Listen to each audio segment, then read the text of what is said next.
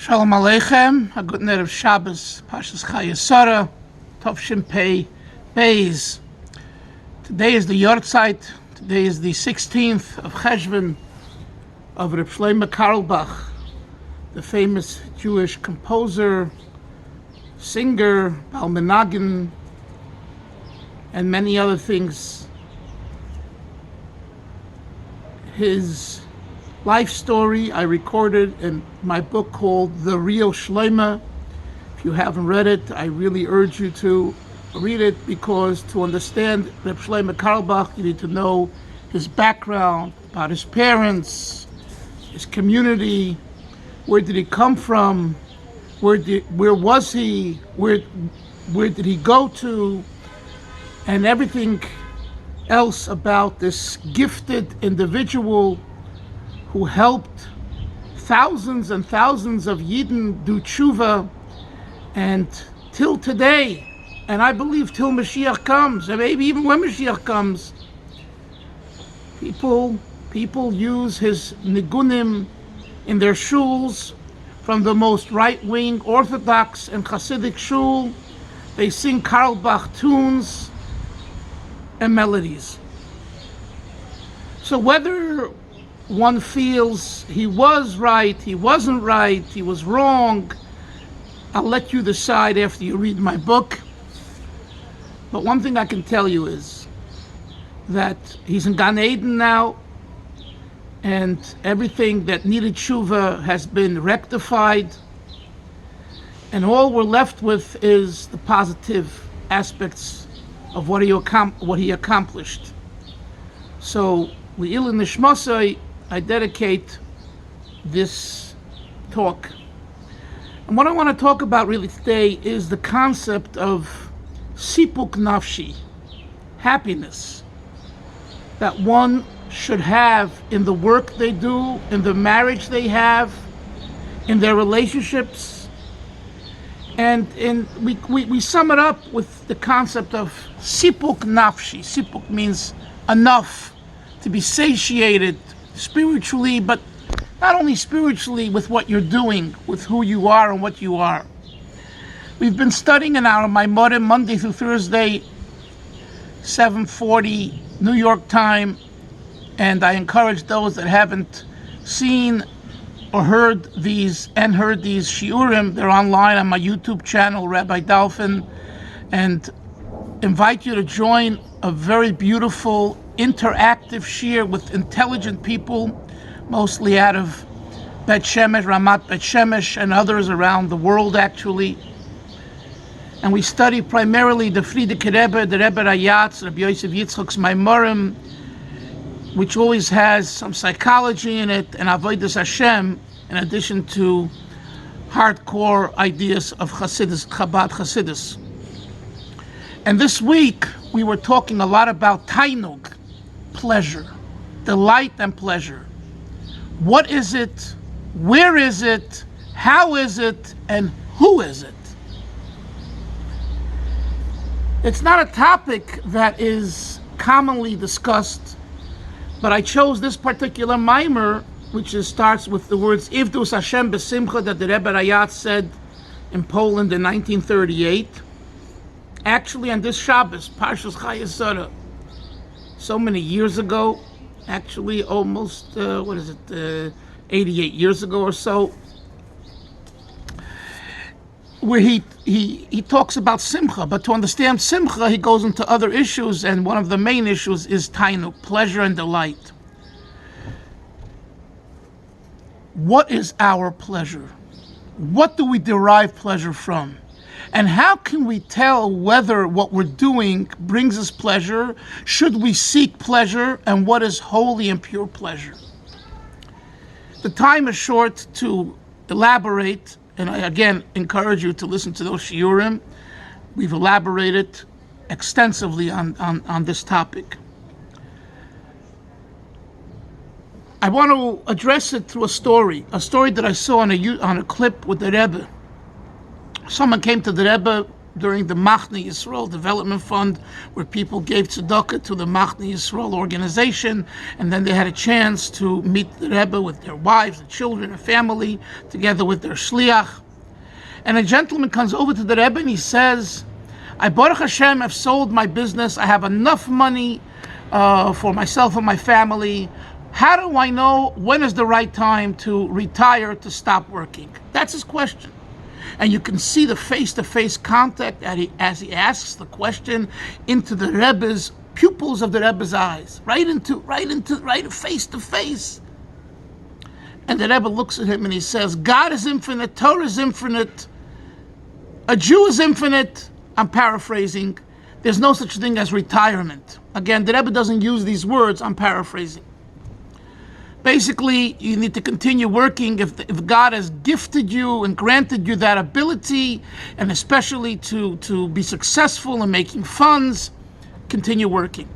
So then he asks the Rebbe, I understand what you're telling me. Then he says, should I reinvest the money or part of the money in a similar business to what I'm doing now, what I did, and the business that I sold, that line of business? Or should I go into a new venture, something very different? And here is, to me, the real chidush, the novelty of the Rebbe's answer. To me, it's not so much you shouldn't retire. I mean, that's pretty simple, you know? What are you going to do, play golf all day, or just walk around or surf the net all day and waste your time and go crazy? The Rebbe tells him that depends on your personality. If you're the type of person that's going to get bored, again, I'm paraphrasing. If you're the type of person that's going to get bored from doing the same type of business with, in this way or that way, don't do it. If you're the type of person that will be happy reinvesting and making it larger and making more money and making something different and all that in the same type of business, do it.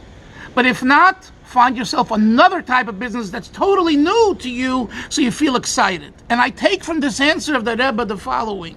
It is important for a person, be it in business, be it in life, in relationships, to be fresh and not stale.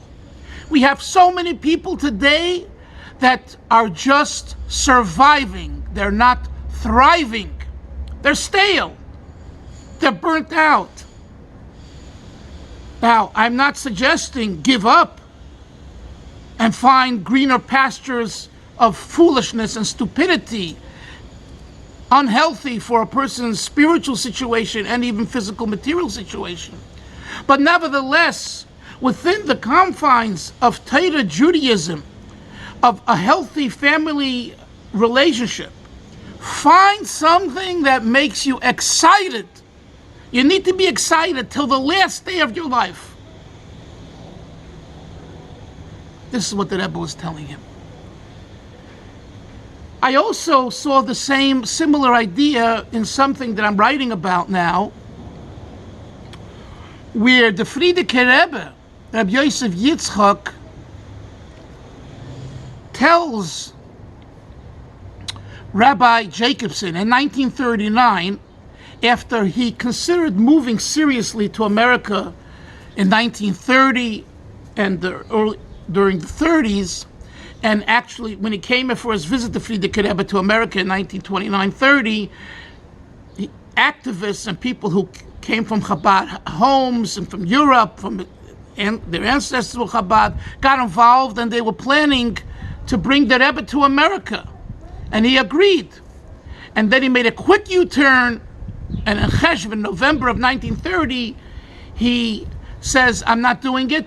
And Rabbi Chatzar Fagan, the Rebbe's secretary, writes to Rabbi Jacobson in America, Rabbi Sorel Jacobson, the Rebbe is not coming. But he doesn't tell him really why. He doesn't know why, or doesn't tell him why.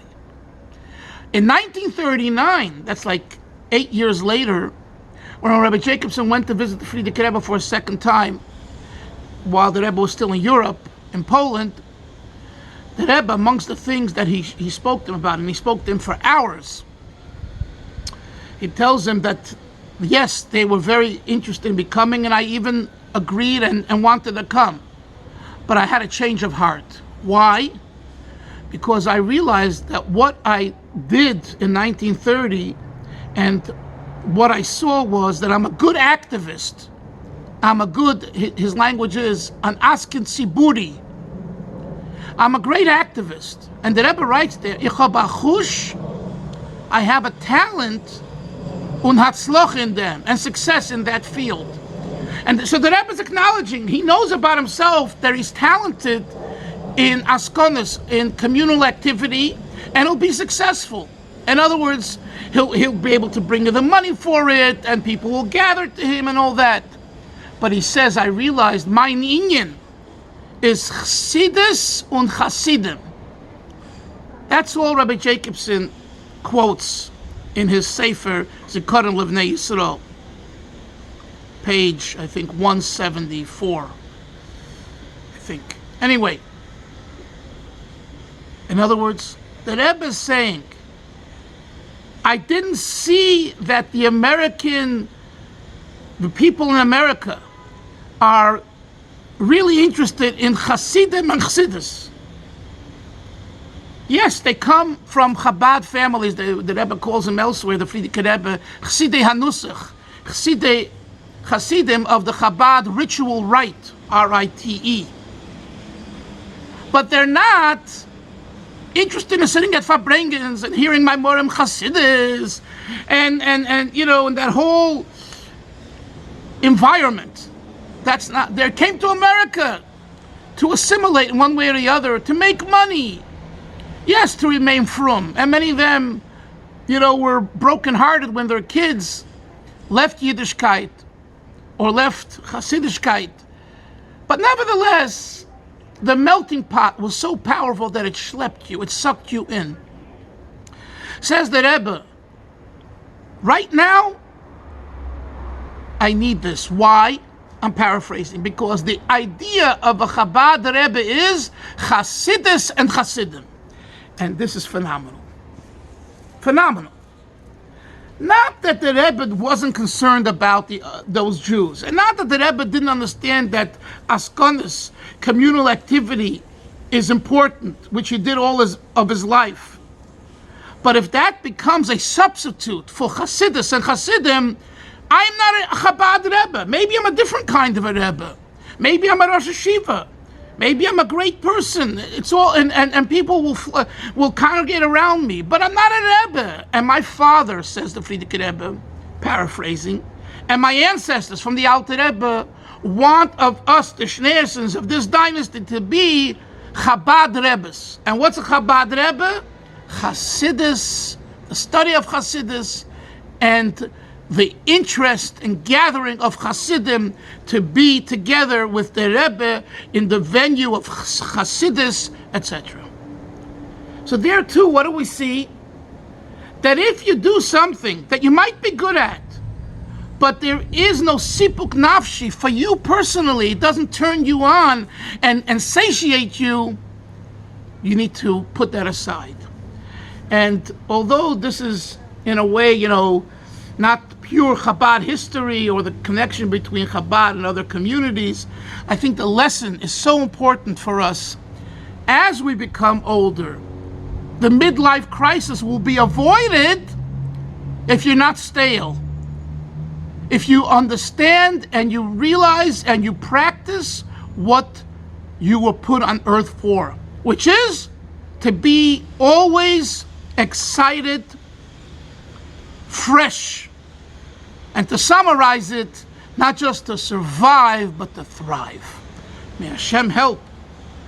On this day, the Yahrtzeit Reb S Carlebach, Shom B'Shav and Aliyah, and we should take this message, Take Parshas Chayesora, on this Parsha of Chayesora, which the Zohar HaKadosh says, Tilo Havichayin, that specifically her life, her years, may have Esrim Shodab, right?